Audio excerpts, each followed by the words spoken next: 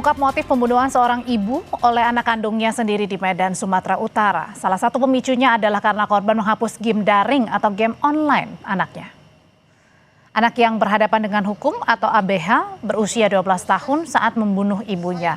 Dalam konferensi pers sore tadi, polisi mengungkap ABH sempat melihat ibunya mengancam serta kakak dan juga ayahnya dengan pisau. Polisi menduga permainan game online yang berkaitan dengan pembunuhan juga turut jadi pemicu sang anak membunuh sang ibu. Polisi telah memeriksa 37 saksi dan ahli dalam kasus ini.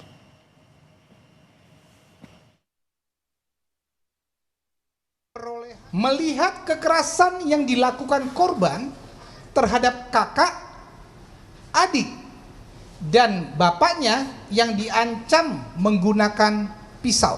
Ini dilihat oleh si adik. Kemudian melihat kakaknya, maksudnya adik melihat kakaknya yang dipukuli oleh korban menggunakan sapu dan tali pinggang. Si korban sakit hati karena game online-nya dihapus. Korban melihat game murder mystery pada season Kills Others menggunakan pisau. Dan menonton serial anime DC pada saat adegan pembunuhan menggunakan pisau. Sebelumnya polisi telah menggelar prarekonstruksi dugaan pembunuhan seorang ibu oleh anaknya pada 14 Desember lalu. Korban ditemukan tewas dengan sejumlah luka oleh putri sulungnya pada 10 Desember. Pada saat bersamaan, sang ayah melihat putri keduanya yang masih berusia 12 tahun memegang sebilah pisau di kamar tempat ibunya ditemukan meninggal dunia.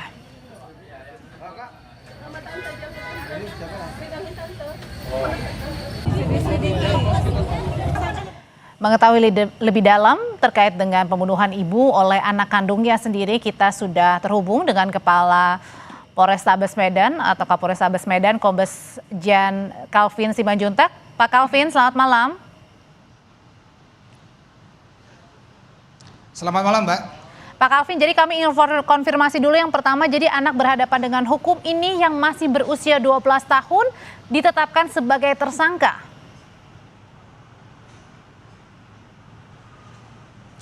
Betul, anak berkonflik dengan hukum pada saat penanganannya melakukan tindak pidana terhadap ibu kandungnya. Kemudian berdasarkan hasil pemeriksaan, penyelidikan dan penyidikan lanjutan yang berdasarkan scientific investigasi dengan pendampingan yang ada, baik dari Bapas, KPAI, Peksos, kemudian juga ada dari psikolog juga. Jadi kita gelar, kemudian kita bisa menyimpulkan dan sudah paparkan tadi siang tadi, Mbak.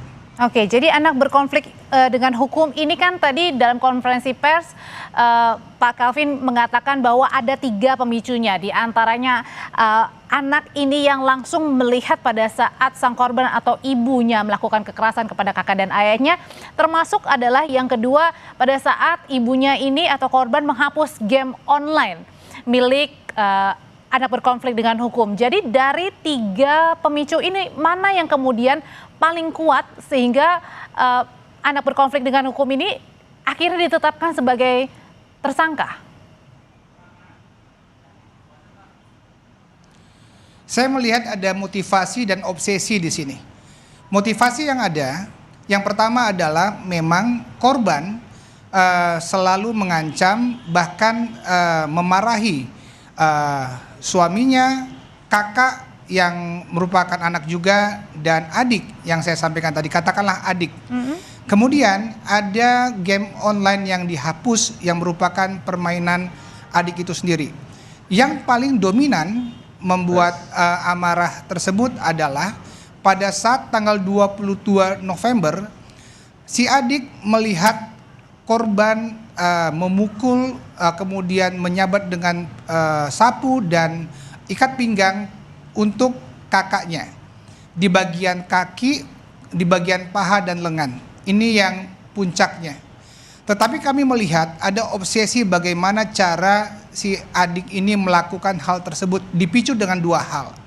Yang pertama adalah adik ini tertarik dengan menonton film anime yang ada salah satu episodenya tersebut dilakukan perbuatan tindak pidana dengan menggunakan pisau. Kemudian ada salah satu game online juga, Mystery Murder, dan itu juga yang obsesi pada saat melakukan tindak pidana dengan menggunakan pisau tersebut. Jadi secara motivasi dan obsesi itu yang saya jelaskan tadi. Pak Calvin, tadi kan anak melihat ya, salah satunya terinspirasi karena bermain dan menonton film atau game gitu ya. Nah, apakah mungkin si adik ini ada pertanyaan-pertanyaan bahwa apakah dia sadar dengan apa yang dilakukan?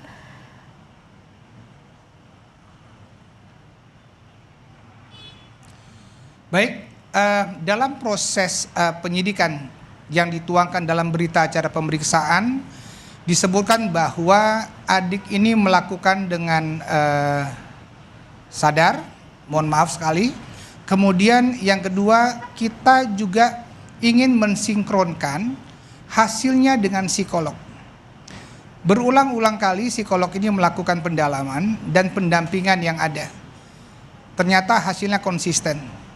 Tetapi di dalam berita acara pemeriksaan, adik juga mengatakan penyesalan yang mendalam terkait dengan perbuatannya setelah melihat kondisi dan ambulans tiba di rumahnya. Sementara itu, Mbak. Oke, nah kalau dari pisau sendiri atau barang atau alat bukti yang digunakan adik ini dia beli, didapat dari rumah atau dari mana?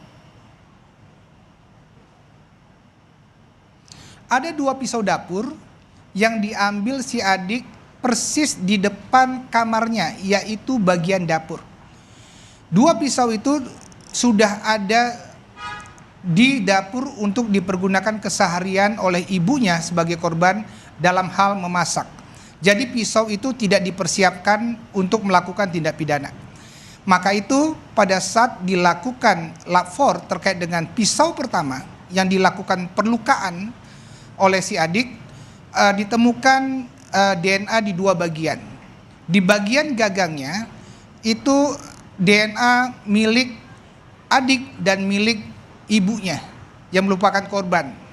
Setelah kita bertanya dan kita tuangkan dalam berita acara pemeriksaan, pisau itu juga sering digunakan oleh ibunya di dalam hal bagian dapur. Namun di bagian bilah pisaunya, memang di situ DNA yang muncul ada 2. DNA pertama adalah milik korban karena jelas ada perlukaan darah di sana. Dan yang kedua adalah milik kakak. Milik kakak karena pada saat itu kakak merampas pisau dari adiknya sehingga melukai tangan kakak dan berdarah. Jadi ada pisau yang ada DNA-nya yang saya sebutkan tadi, Mbak. Oh, berarti artinya pada saat kejadian itu sang kakak sendiri melerai ya, artinya ya sempat untuk mencoba untuk tidak terjadi lebih lanjut begitu ya? Oke. Ya betul, karena satu kamar kan mereka bertiga, jadi kakaknya mencoba untuk melerai dan bahkan merampas pisau pertama dan dibuangnya di bagian lantai di bagian ujung kamar. Oke, tentu Pak Calvin dengan adik yang sudah kemudian sekarang berkonflik dengan hukum, selengkapnya juga nanti akan diproses lebih lanjut gitu. Sungguh ini sangat kita sesali ya dan sangat kita sedih sekali begitu dengan kejadian ini. Nah, tapi kalau ditanya kepada sang adik ini, apakah sebelumnya pernah berkonsultasi, bercerita, curhat dengan kakaknya atau orang lain begitu mengenai tindakan-tindakan atau kerisauan-kerisauan yang dialami begitu sebelum akhirnya membunuh ibu kandungnya?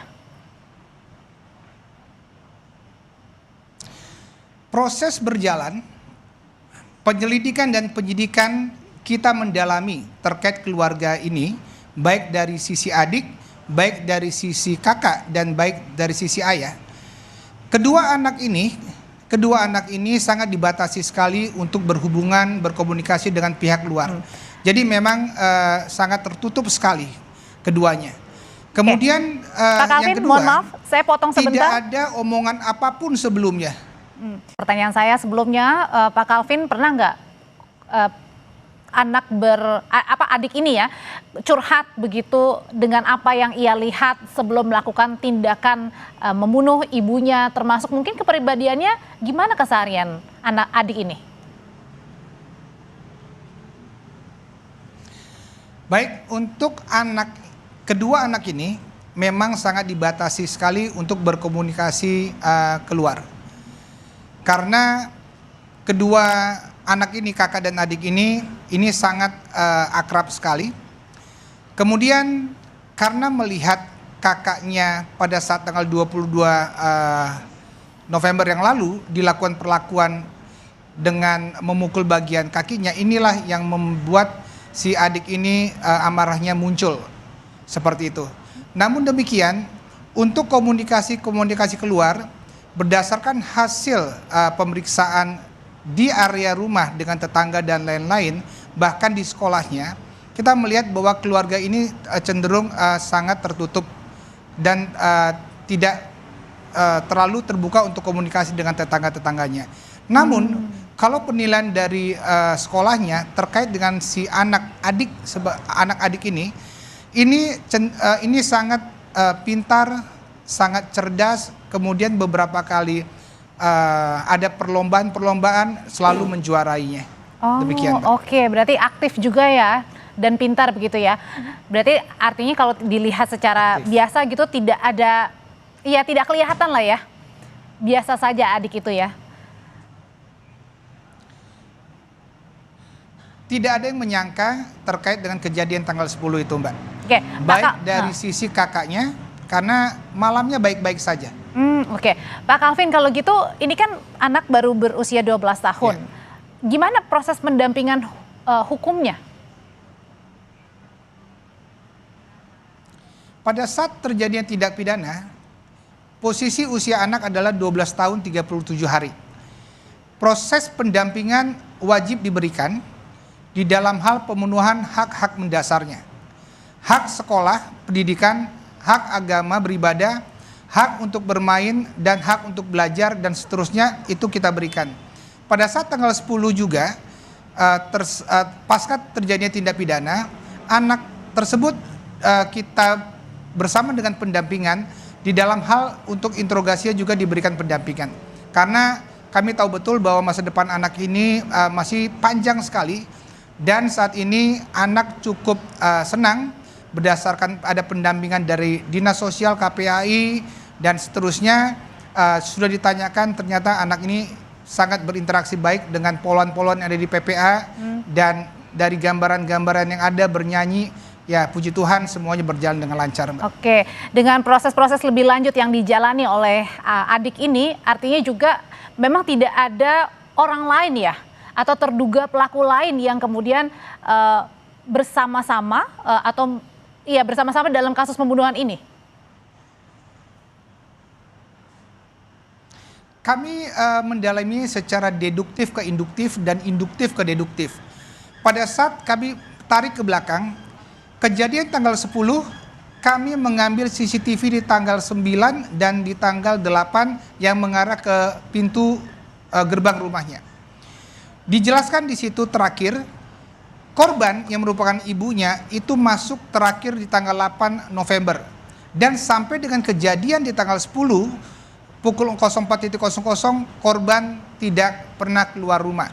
Yang masuk dan keluar rumah untuk berangkat ke kantor dan ke sekolah itu hanya kedua anaknya dan bapaknya atau suaminya. Dan di situ dilihat tidak ada satupun orang lain selain keluarga inti yang masuk ke rumah dan keluar rumah.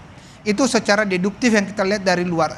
Namun secara induktifnya kita melihat di dalamnya, di rumah, di dalam kamarnya, atau di rumahnya pertama itu ada dua lokasi, lantai 1 dan lantai 2. Hanya kedua lokasi itu. Tapi kita fokuskan yang di dalam kamar, kita melihat pada saat prarekonstruksi kemarin, itu hanya ada 3 orang saja di dalam. Ibunya, kakaknya, dan adiknya. Dan juga dikuatkan dengan secara saintifik dari hasil laboratorium forensik bahwa terkait dengan darah, terkait dengan bilah pisau, terkait dengan sisa-sisa jejak yang ada di dalam kamar, itu tidak ada jejak lain kecuali jejak yang dimiliki DNA kakak, DNA korban, dan DNA si adik. DNA ayahnya saja tidak ada di dalam kamarnya.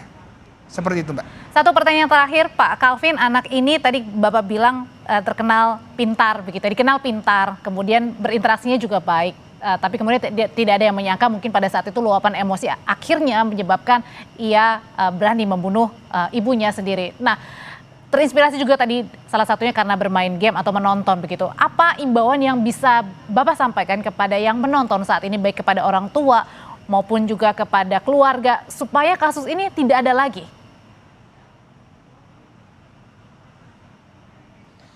Keluarga adalah bahtera rumah tangga yang harus terbuka komunikasinya antara kedua orang tua dan anak-anaknya. Kita orang tua harus mengetahui perkembangan anaknya juga harus bercerita banyak tentang keberadaannya kepada orang tuanya.